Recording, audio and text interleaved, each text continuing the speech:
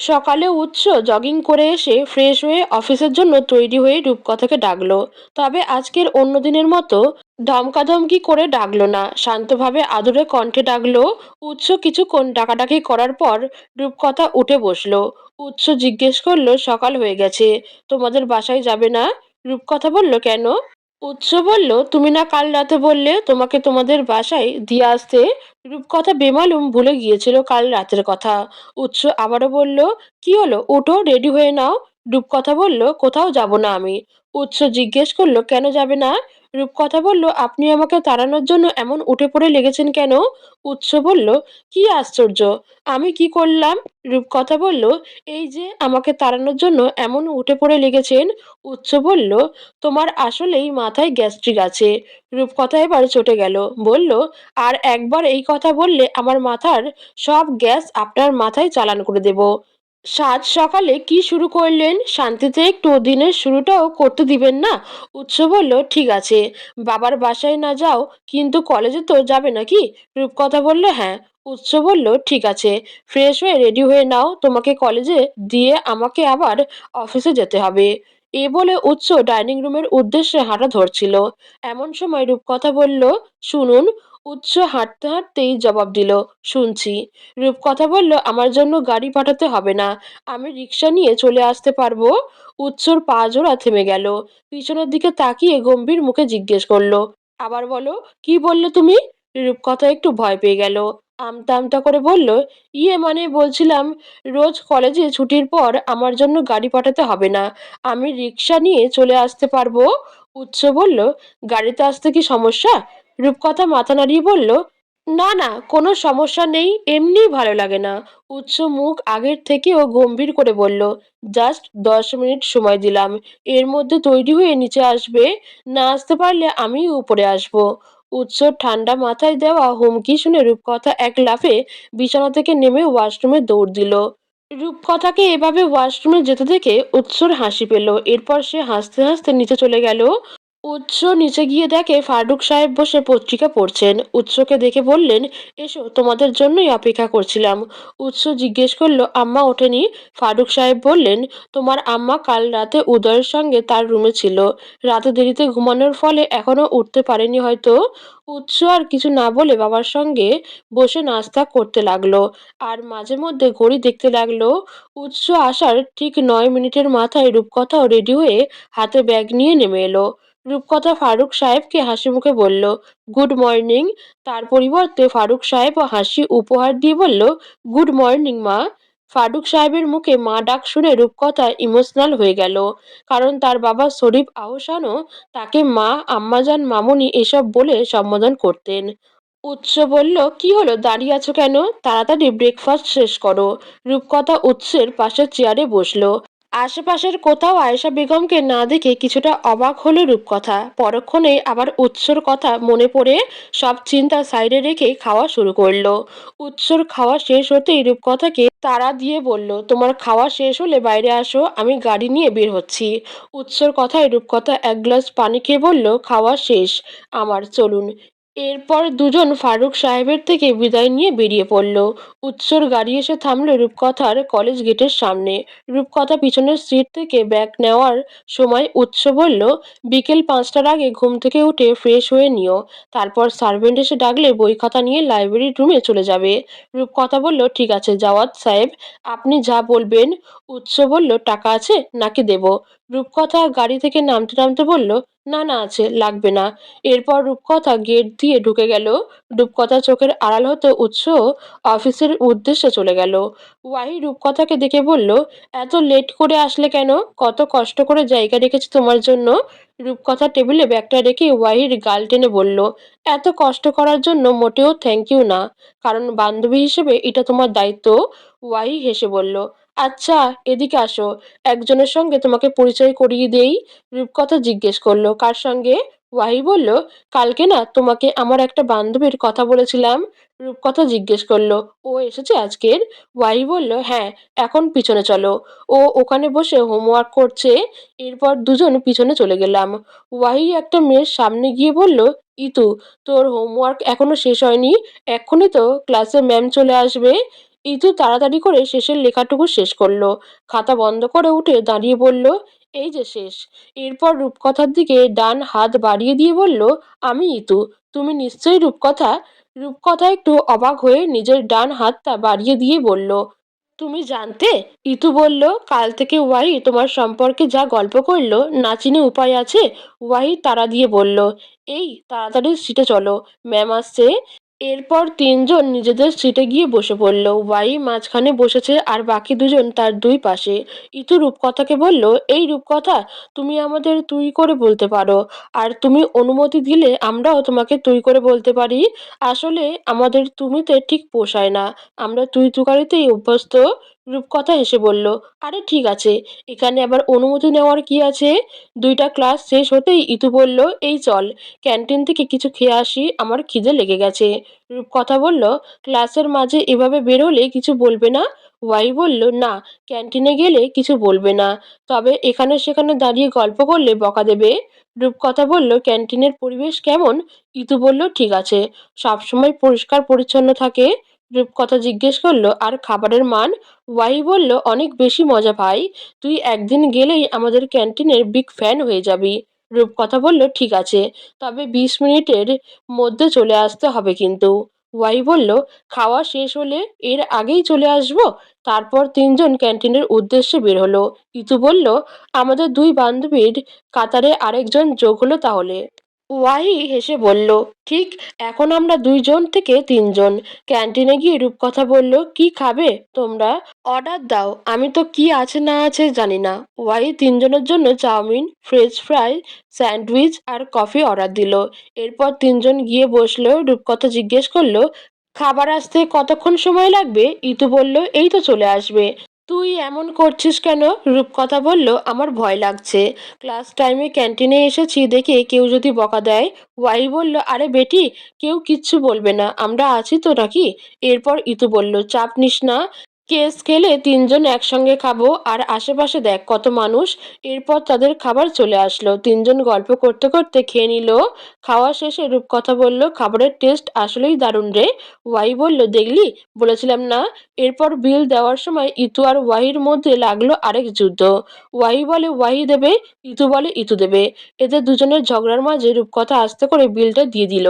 এরপর বিল দিয়ে দুজনকে বলল, থাক, আর ঝগড়া করতে হবে না, আজকের বিল আমি দিয়ে দিলাম, তোরা অন্যদিন দিস। রূপকথার কথা শুনে থেমে গেল। ইতু রাগ করে বলল, আজকে তোর সঙ্গে আমাদের ফার্স্ট ডে ছিল, তুই কেন বিল দিলি? রূপকথা হেসে বলল, তাতে কি, ধরে নে আজকের আমি তোদের ট্রিট দিলাম, আমাকে তোদের বান্ধবী বানানোর জন্য। ওয়াই বলল, কাজটা তুই একদম ঠিক করিসনি। রূপকথা বলল, হয়েছে হয়েছে, এবার ক্লাসে চল। এরপর 3 জন ক্লাসে চলে গেল। আজকের সবগুলো ক্লাসে 3 জন মিলে বইয়ের দিকে তাকিয়ে বকবক করেছে। কলেজে ছুটির পর রূপকথা বাইরে এসে দেখে ড্রাইভার গাড়ি নিয়ে দাঁড়িয়ে আছে। রূপকথাকে দেখে গাড়ির দরজা খুলে দিল। ড্রাইভারকে দেখে রূপকথা, ইতু আর ওয়াহি বলল, আসি তাহলে, সাবধানে যেও তোমরা, বাসায় গিয়ে কথা হবে। রূপকথা যেতে ইতু ওয়াহিকে জিজ্ঞেস করলো, রূপকথা কি প্রতিদিন গাড়িতে আসা যাওয়া করে নাকি? ওয়াহি বলল, হ্যাঁ, কত বড় লোক না। ইতু বলল, অথচ দেখ, ওর মধ্যে কোনো অহংকার নেই, আমাদের মতোই স্বাভাবিক। ওয়াহি বলল, যারা জন্মগত বড়লোক তারা কখনো টাকার গরম দেখায় না, অহংকার কিংবা ফুটানি করে না। ইতু বলল, সেটাই। এরপর দুজন রিকশায় উঠে গেল বাসায় যাওয়ার উদ্দেশ্যে। ড্রাইভার রূপকথাকে বলল, ম্যাম, একটা কথা ছিল। রূপকথা ফোনে কিছু একটা দেখছিল, এর মধ্যে ড্রাইভারের কথা শুনে মোবাইলের স্ক্রিন থেকে চোখ সরিয়ে জিজ্ঞেস করলো, জি বলুন। ড্রাইভার বলল, স্যার বলেছেন বাসায় গিয়ে ওনাকে একটা কল দিতে। রূপকথা জিজ্ঞেস করলো, কেন? ড্রাইভার বলল, সেটা তো জানি না ম্যাম, তবে বাসায় গিয়ে অবশ্যই মনে করে কল দেবেন প্লিজ, না হলে পরে আমারই সমস্যা হবে। রূপকথা কিছু বলল না, তবে ভাবল কিছু একটা। রূপকথা বাসায় আসতেই একজন সার্ভেন্ট দরজা খুলে দিল। রূপকথা ভেবেছিল আয়েশা বেগম হয়তো লিভিং রুমে আছে, কিন্তু তাকে দেখে সার্ভেন্টকে জিজ্ঞেস করলো, আপনাদের আয়েশা ম্যাডাম কোথায়? সার্ভেন্ট জানালো, ম্যাম তো তার বেডরুমে আছে, ডেকে দিব? রূপকথা বলল, না না, লাগবে না। এর মধ্যে আরেকজন সার্ভেন্ট এসে রূপকথাকে লেবুর শরবত দিয়ে গেল। রূপকথা শরবতটা খেয়ে রুমে চলে গেল। রূপকথা রুমে এসে কিছুক্ষণ এসির বাতাসে বসে শরীরটা ঠান্ডা করে নিল। যদিও বা গাড়িতেও এসে চলেছে। এরপর কিছুক্ষণ জিরিয়ে চেঞ্জ করে শাওয়ার নিয়ে নিল। রূপকথা শাওয়ার নিয়ে ভিজে জামাকাপড়গুলো ওয়াশরুমে রেখে বেরিয়ে আসলো। এরপর ড্রেসিং টেবিলের সামনে বসে মুখে ময়েশ্চারাইজার মাখছিল। এমন সময় রুমে আয়েশা বেগম ঢুকলো। বলল, সরি, অনুমতি ছাড়া ঢুকে পড়লাম। রূপকথা ড্রেসিং টেবিলের সামনে থেকে উঠে এসে বলল, আপনার নিজের বাড়িতে আপনার অনুমতি লাগবে কেন? আয়েশা বেগম রূপকথার হাত ধরে বলল, কাল রাতে যা হয়েছে তার জন্য আমি সত্যিই লজ্জিত। পারলে ক্ষমা করে দিও এই ব্যর্থ মাটাকে। রূপকথা বলল, নিজেকে এভাবে দোষী ভাববেন না প্লিজ। কাল রাতে যা হয়েছে তাতে আপনার তো কোনো দোষ ছিল না। আয়েশা বেগম বলল, আমার দোষে আমি একটা কুলাঙ্গার পেটে ধরেছি। রূপকথা কি বলবে বুঝতে পারছে না। আয়েশা বেগম বলল, তুমি প্লিজ এসব মনে রেখো না। রূপকথা বলল, আপনিও এসব মনে করে নিজেকে দোষী ভাববেন না প্লিজ। আমার সঙ্গে ভালো খারাপ হোক যাই হোক, তা আমার নিয়তির লিখন। যা চাইলেও কেউ খণ্ডাতে পারবে না। আয়েশা বেগম রূপকথাকে জড়িয়ে ধরে কপালে চুমু খেয়ে বলল, লক্ষ্মী মেয়ে আমার। রূপকথা বলল, খিদে লেগেছে আমার। আয়েশা বেগম বলল, খেয়ে নিবে চলো, আমি তোমাকে ডাকতেই এসেছিলাম, তোমার বাবাও অপেক্ষা করছে। আয়েশা বেগমের মুখে বাবার কথা শুনে কিছুটা চমকে গেল রূপকথা। পরক্ষণেই বুঝল আয়েশা বেগম ফারুক সাহেবের কথা বুঝিয়েছে। এরপর তিনজন মিলে গল্প করতে করতে লাঞ্চ করে নিল। খাওয়া দাওয়া শেষ করে রূপকথা রুমে আসতেই তার মনে পড়ল ড্রাইভার তাকে বাসায় এসে উৎসকে ফোন দিতে বলেছিল। সাথে সাথেই রূপকথা উৎসকে কল দিল। কল রিসিভ হতেই রূপকথা সুন্দর করে সালাম দিল। উৎস সালামের উত্তর দিয়ে জিজ্ঞেস করলো, লাঞ্চ করেছো? রূপকথা বলল, জি করেছি। উৎস বলল, বিকেল 5টা থেকে টিচার আসবে, মনে আছে তো? রূপকথা বলল, এটা মনে করিয়ে দেওয়ার জন্য কল দিয়েছেন? উৎস বলল, হুম। রূপকথা বলল, ওকে রাখছি তাহলে। উৎস বলল, ঠিক আছে, রেস্ট নাও। রূপকথার আগে গজগজ করতে করতে কলটা কেটে দিল। বিয়ের আগে ভাবতো বিয়ের পর পড়ালেখা করা লাগবে না, কিন্তু ওমা, এখন দেখছি তার ধারণা পুরোই ভুল। জামাই আরো পড়ালেখার জন্য মা বাবার থেকেও বেশি প্রেশার দেয়। রূপকথা এসব ভাবতে ভাবতে বিছানায় গা এলিয়ে দিল। হোয়াটসঅ্যাপে ঢুকে দেখে ইতু তাকে আর ওয়াহিদকে নিয়ে একটা গ্রুপ খুলেছে। ওরা দুজন অলরেডি আড্ডা শুরু করে দিয়েছে। এরপর তাদের সঙ্গে রূপকথাও জয়েন করলো। আড্ডার মাঝে ঘুমে রূপকথার চোখ বুজে আসলো। মোবাইলটা পাশে রেখে কয়েক মিনিটের ব্যবধানে মেয়েটা ঘুমিয়ে পড়ল। বিকাল 4:30 উৎস রূপকথাকে কল দিল। অনেকক্ষণ রিং হবার পর রূপকথা ঘুম ঘুম চোখে কলটা রিসিভ করলো। জিজ্ঞেস করলো, হ্যালো কে? ফোনের ওপাশ থেকে উৎস বলল, আমি। রূপকথা জিজ্ঞেস করলো, কোন আমি? উৎস বিরক্তি হয়ে বলল, ঘুম শেষ হলে উঠে ফ্রেশ হয়ে নাও, অলরেডি 4:30 বেজে গেছে। রূপকথার ঘুম এখনো কাটেনি। ঘুমের ঘোরে বলল, আমার কাঁচা ঘুমটা ভাঙিয়ে আবার আমাকেই আদেশ করছেন? উৎস এবার ফোনের মধ্যেই জোরে একটা ধমক দিল। উৎসর ধমক শুনে রূপকথার ঘুমটুম সব উড়ে গেল। মেয়েটা এক লাফে উঠে বসলো। ভয়ে ভয়ে বলল, সব সময় এভাবে ধমকাধমকি করতে হয়? সুন্দর করে কথা বলা যায় না? উৎস বলল, অলরেডি 4:30 বেশি বাজে, দয়া করে উঠে ফ্রেশ হয়ে কিছু খাওয়ার হলে খেয়ে নাও, একটু পরই তোমার টিচার চলে আসবে। রূপকথা কিছু না বলে কলটা কেটে দিল। এরপর নিজে নিজে বলতে লাগলো, লোকটা সব সময় আমার সঙ্গে এভাবে কথা বলে, ভুলেও কখনো লোকটার মুখ দিয়ে সুন্দর কথা বেরোতে শুনি না। সব সময় কুত্তার মতো খেউ খেউ করে। আজকে থেকে লোকটার সঙ্গে আমি কথাই বলবো না। রূপকথা উঠে ফ্রেশ হয়ে নিল। এরপর গায়ের ওড়নাটা সুন্দর করে পুরো শরীরে ঢেকে পেঁচিয়ে নিল। বারবার আয়নায় দেখছিল কিছু দেখা যাচ্ছে কিনা। এর মধ্যেই একজন সার্ভেন্ট এসে জানালো তার টিচার চলে এসেছে। রূপকথা আর না দাঁড়িয়ে বই খাতা নিয়ে নিচের লাইব্রেরি রুমে চলে গেল। রূপকথা ফার্স্টে লাইব্রেরি রুমের দরজায় নক করে রুমে ঢোকার অনুমতি নিল। এরপর সুন্দর করে সালাম দিয়ে রুমে ঢুকলো। দেখলো উদয়ের বয়সী একটা ছেলে তাকে পড়াতে এসেছে। দেখে মনে হচ্ছে সদ্য পড়ালেখা শেষ করেছে হয়তো। রূপকথাকে দেখে ছেলেটা বসতে বলল। রূপকথা বই খাতাগুলো টেবিলে রেখে একটা চেয়ার টেনে বসলো। ছেলেটা বলল, আমার নাম আদিব আহমেদ, আমি আপনাকে পড়াবো শনি রবি সোম। সপ্তাহে এই 3 দিন আপনার প্রাইভেট থাকবে। রূপকথা বলল, আচ্ছা। আদিব জিজ্ঞেস করলো, কি নাম আপনার? রূপকথা বলল, রূপকথা আহসান। আদিব বলল, ভেরি নাইস নেম। উৎস স্যারের কি হন আপনি? ছেলেটার প্রশ্ন শুনে রূপকথা একটু অপ্রস্তুত হয়ে পড়ল। আদিবকে জিজ্ঞেস করলো, ওনাকে জিজ্ঞেস করেননি? আপনি তার কাকে পড়াবেন? আদিব বলল, জিজ্ঞেস করেছিলাম, তবে স্যার কিছু বলেনি। রূপকথা বলল, তার কাজিন হই। রূপকথা এক বুক কষ্ট নিয়ে মিথ্যা কথাটা বলল। তার তো কষ্ট লাগারই কথা না। তারপরও কেন আদিবের কথা শুনে তার এত কষ্ট লাগছে? চিন্তা করতে লাগলো, উৎস কি সবার সামনে তাকে পরিচয় দিতে লজ্জা পাচ্ছে কিনা। পরক্ষণে ভাবলো, তাহলে সেদিন প্রিন্সিপালের রুমে কেন তাকে ওয়াইফ হিসেবে পরিচয় দিল? এসব ভাবতে ভাবতে রূপকথার চোখ লাল বর্ণ ধারণ করলো। রূপকথাকে দেখে আদিব জিজ্ঞেস করলো, আপনি ঠিক আছেন? আদিবের কথা শুনে হুঁশ ফিরল রূপকথার। বলল, জি স্যার, ঠিক আছি। আদিব বলল, ঠিক আছে, তাহলে পড়ার দিকে যাওয়া যাক। আদিব রূপকথার আইসিটি বইটা নিয়ে তার মতো করে আলোচনা শুরু করলো। 6টা বাজতেই আদিব চলে গেল। আদিব যাওয়ার পরও কিছুক্ষণ রূপকথা একা একা লাইব্রেরি রুমে বসে রইল। তার অবস্থা দেখে সে নিজেই অবাক হচ্ছে। ভাবতে অবাক লাগছে, এত ছোট্ট একটা কারণে তার মন খারাপ লাগছে। অথচ সে নিজেও তার বান্ধবীদের কাছে তাদের বিয়ের কথাটা পুরোপুরি চেপে গেছে।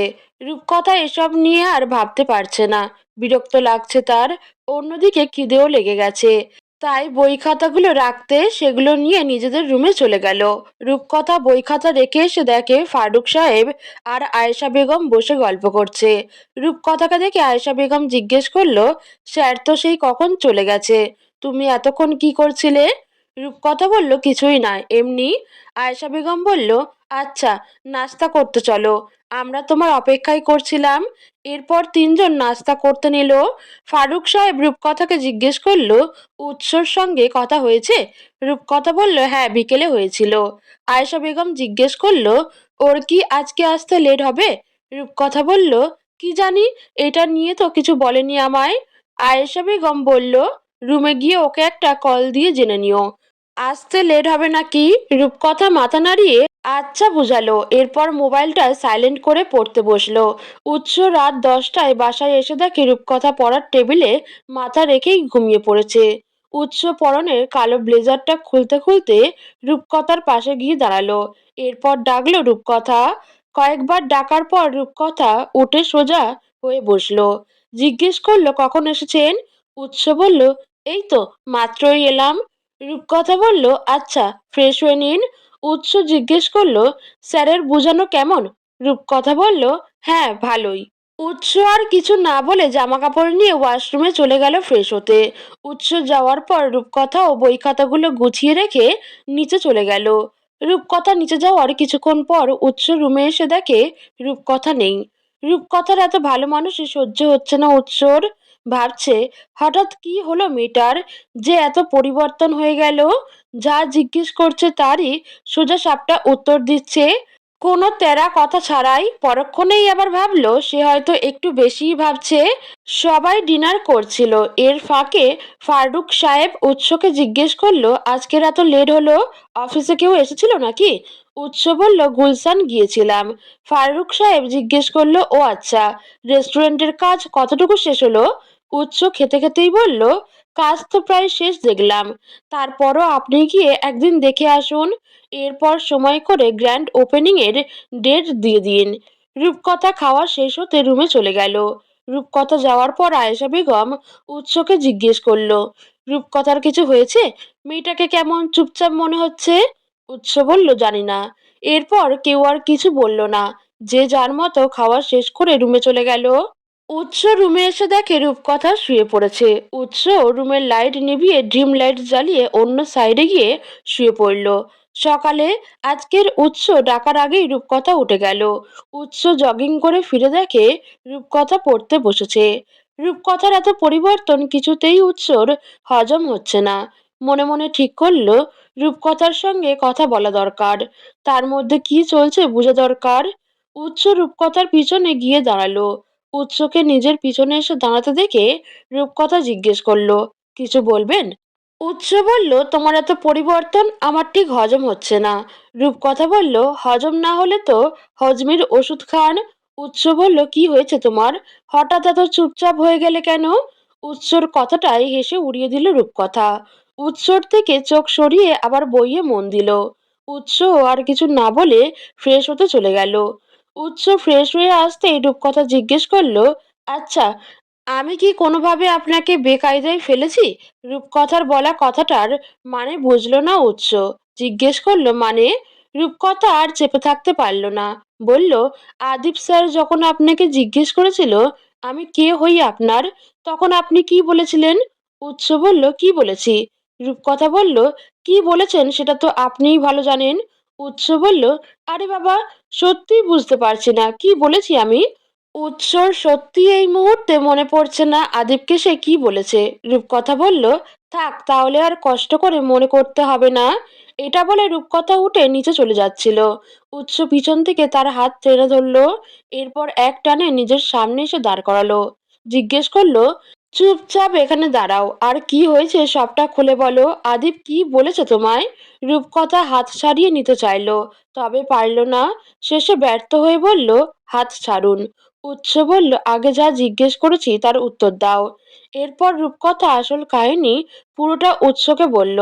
সবটা শুনে উৎস বলল, এই জন্য তুমি এমন ধুম ধরেছিলে? রূপকথা কিছু বলল না। উৎস হেসে ফেলল, বলল, তার মানে এই ছোট্ট একটা কারণে কাল থেকে এমন ধুম করে আছো তুমি? রূপকথা বলল, এটা ছোট কারণ? উৎস বলল, তা নয় তো কি? রূপকথা বলল, জানেন কতটা অপমান লাগছে আমার? উৎস এবার হাসি থামিয়ে সিরিয়াস হয়ে বলল, আদিব যখন আমাকে জিজ্ঞেস করেছিল তখন আমি ফোনে কিছু একটা করছিলাম। সম্পূর্ণ মনোযোগ তখন আমার ফোনে ছিল। দ্যাটস ওয়াই আমি আদিবের কথার কোনো উত্তর দেইনি। এটা নিয়ে এত ডিপলি চিন্তা করার কি আছে? রূপকথা বলল, জানি না, তারপরও আমার খুব খারাপ লেগেছে। উৎস বলল, দেখো আমাদের বিয়ে হয়েছে ঠিকই, তবে আমরা অন্যদের মতো কোনো সাধারণ স্বামী স্ত্রী নই। বিয়েটা তুমি নিজেও মানো না, আর আমার কথা তো বাদই দিলাম। রূপকথা বলল, কে বলেছে এই বিয়ে আমি মানি না? আমি কি একবারও নিজের মুখে বলেছি? উৎস বলল, তা বলনি। রূপকথা বলল, তাহলে কেন বলছেন এই কথা? উৎস ভ্রুকুচকে জিজ্ঞেস করলো, তার মানে কি তুমি এই বিয়ে মন থেকে মেনে নিয়েছো? রূপকথা বলল, অবশ্যই মানি, না মানার কি আছে। আমি এটাও বিশ্বাস করি যে মানুষের জন্ম মৃত্যু বিয়ে সব আল্লাহ মানুষ সৃষ্টির আগে থেকেই লিখে রেখেছেন, এবং এই একটা কথা সবারই বিশ্বাস করা উচিত। উৎস জিজ্ঞেস করলো, এসব কথা তোমার মাথায় কে ঢুকিয়েছে? নিশ্চয়ই আম্মা। রূপকথা বলল, শুধু শুধু ওনাকে দোষারোপ করবেন না, এগুলো আমি নিজের ব্রেন খাটিয়েই বলছি। উৎস বলল, ব্যাপার না, আবেগের বশে মানুষ এসব একটু আধটু বলেই। রূপকথা বলল, যত সব বাজে কথা, আপনার কি মনে হয় আমি এসব আবেগের বশে বলছি? উৎস বলল, তা নয় তো কি, আর আমিও বিশ্বাস করি তোমার আবেগ কেটে গেলে এখন যে কথাগুলো তুমি বলছো এই কথাগুলো তুমি ভুলে যাবে, তাই আমি তোমার এসব আবেগকে কখনোই প্রশ্রয় দিব না। রূপকথা ভেংচি কেটে বলল, তাহলে কি ডিভোর্স দিয়ে দিতে চাচ্ছেন আমাকে? উৎস বলল, সেটা কখন বললাম? রূপকথা বলল, সংসারও করবেন না, ডিভোর্সও দিবেন না, তাহলে কি করবেন? উৎস বলল, তোমাকে পেলে পুষে বড় করে আবার বিয়ে দিব। রূপকথা বলল, আমার আর বিয়ে করার শখ নেই, আপনার বেশি শখ থাকলে আপনি আরো 4টা করেন। উৎস বলল, দুইটা দিয়েই চলছে, আর দুইটা করলেই এক হালি পূর্ণ হবে। স্যার ম্যাম, আপনাদের আয়েশা ম্যাম নিচে ডাকছে, নাস্তা রেডি হয়েছে। সার্ভেন্টদের কথা শুনে দুজন দরজার দিকে তাকালো, দেখলো দরজার বাইরে থেকে একজন সার্ভেন্ট দাঁড়িয়ে আছে। উৎস বলল, আসছি যান। সার্ভেন্ট চলে গেল। উৎস রূপকথাকে বলল, এমনিতেই লেট হয়ে গেছে, তাড়াতাড়ি রেডি হয়ে নিচে আসো, আমিও রেডি হয়ে নেই। রূপকথা উৎসর কথা মতো ইউনিফর্ম নিয়ে ওয়াশরুমে চলে গেল। উৎসও চেঞ্জ করে অফিসের জন্য রেডি হয়ে নিল। রূপকথা চেঞ্জ করে এসে দেখে উৎস পুরোপুরি রেডি। রূপকথা বলল, সাথে জিন তিন আছে নাকি? এত ফাস্ট কিভাবে রেডি হলেন? উৎস বলল, সাথে জিন তিন আছে কিনা জানি না, তবে একটা পেতনি আছে। রূপকথা আবারও গাল ভেঙচি দিল, বলল, আপনি অনেক শিখেছেন দেখছি। উৎস ফোন, ওয়ালেট, গাড়ির চাবি সবকিছু নিয়ে রুম থেকে বের হতে হতে বলল, তাড়াতাড়ি নিচে এসে ব্রেকফাস্ট করে নাও, লেট করলে কিন্তু আমি তোমাকে রেখেই চলে যাব। রূপকথা এক কাঁধে ব্যাগটা নিয়ে বলল, হ্যাঁ প্লিজ চলে যান, আমি রিক্সা নিয়ে চলে যেতে পারবো। উৎস রূপকথার কথা শোনার অপেক্ষা করলো না, সোজা নিচে চলে গেল। উৎসকে দেখে আয়েশা বেগম বলল, আজকে এত লেট করলে কেন, তোমার শরীর ঠিক আছে? উৎস বলল, হ্যাঁ ঠিক আছি, কিভাবে যেন লেট হয়ে গেছে। আয়েশা বেগম জিজ্ঞেস করলো, রূপকথা কোথায়? রূপকথা বলল, এই তো এসে গেছি। রূপকথা দেখলো নাস্তার টেবিলে উদয়ও আছে, ফোন দেখতে দেখতে খাচ্ছে। রূপকথা সেদিকে আর না তাকিয়ে উৎসর পাশে একটা চেয়ারে গিয়ে বসলো। এরপর তাড়াতাড়ি করে খেতে লাগলো। ফারুক সাহেব বলল, আস্তে ধীরে খাও, গলায় আটকে যাবে তো। রূপকথা বলল, ক্লাসে দেরি হয়ে যাচ্ছে। ফারুক সাহেব বলল, একদিন দেরি হলে কিচ্ছু হবে না। উৎসর খাওয়া শেষ হতেই রূপকথাকে তাড়া দিয়ে বলল, খাওয়া শেষ হলে বাইরে এসো, আমি গাড়ি বের করছি। এ কথা শুনে রূপকথা প্রতিদিনের মতো আজও এক গ্লাস পানি খেয়েই ব্যাগটা কাঁধে নিয়ে ফারুক সাহেব আর আয়েশা বেগমের কাছ থেকে বিদায় নিয়ে উৎসর পেছনে ছুটল। উৎসর গাড়ি গিয়ে থামলো রূপকথার কলেজের সামনে। রূপকথা গাড়ি থেকে নামার আগে উৎস জিজ্ঞেস করলো, টাকা আছে নাকি দেব? রূপকথা বলল, আছে, লাগবে না। এরপর দুজন দুই দিকে চলে গেল। রূপকথা ক্লাসে গিয়ে দেখে ক্লাসে অলরেডি একজন স্যার চলে এসেছে। রূপকথা ক্লাসে গিয়ে ওয়াহি আর ইতুর পাশে বসলো। ইতু বলল, কিরে, এত দেরি করলি কেন? জানিস কত কষ্ট করে তোর জন্য জায়গা রেখেছি। রূপকথা বলল, থ্যাংক ইউ রে। এরপর টানা 3টা ক্লাস শেষ করার পর ইতু বলল, খিদে লেগে গেছে, চল ক্যান্টিনে যাই। ঠিকমতো খেয়ে না আসায় আজকে রূপকথার খিদে লেগে গেছে। বলল, ঠিক আছে চল। এরপর তিনজন ক্যান্টিনে চলে গেল। ক্যান্টিনে গিয়ে খাবার অর্ডার দিয়ে বসতেই ইতুর চোখ গেল একটা সুদর্শন ছেলের দিকে। দেখেই বোঝা যাচ্ছে সিনিয়র ভাইয়া, অনার্সের স্টুডেন্ট। ইতু ওয়াহি আর রূপকথাকে বলল, এই দেখ দেখ, ছেলেটা কি কিউট। ওয়াহি বলল, তার কাছে তো সব ছেলেই কিউট, যারে দেখিস তারই তো ভালো লাগে। ইতু বলে, একদম ট্রু ভাই, একে দেখেই একদম দুর্বল হয়ে গেছি। ওয়াহি বলল, সে তো সব ছেলেকে দেখেই দুর্বল হয়ে যাও তুমি। ইতু বলল, আসলে ছোটবেলায় পর্যাপ্ত পরিমাণ হরলিক্স খায়নি বলে এখন কোনো সুদর্শন ছেলে দেখলেই দুর্বলতা কাজ করে, প্রেশার লো হয়ে যায়, বুক ধরপড় ধরপড় করে। ইতুর কথা শুনে ওয়াহি আর রূপকথা দুজনেই অট্টহাসিতে ফেটে পড়ল। রূপকথা বলল, এগুলো তো ভালো লক্ষণ না বোন, তোর ইমিডিয়েটলি একটা বিয়ে করা প্রয়োজন। ইতু বলল, ধুর, বিয়ে কে করবে? আমি তো জীবনে বিয়ে শাদী করবই না, উল্টো আমার নাতনিকেও বলবো বিয়ে শাদী এসব না করতে। এরই মধ্যে তাদের খাবার চলে এলো। তিনজন গল্প করতে করতে খাবারটা শেষ করলো। আজকের খাবারের বিল দিয়েছে ওয়াহি। ইতু দিতে চেয়েছিল, তবে ওয়াহি তাকে বলল আগামীকাল দিতে। এরপর তিনজন সুন্দরভাবে বাকি ক্লাসগুলোও করে নিল। ক্লাস শেষে যে যার বাসায় চলে গেল।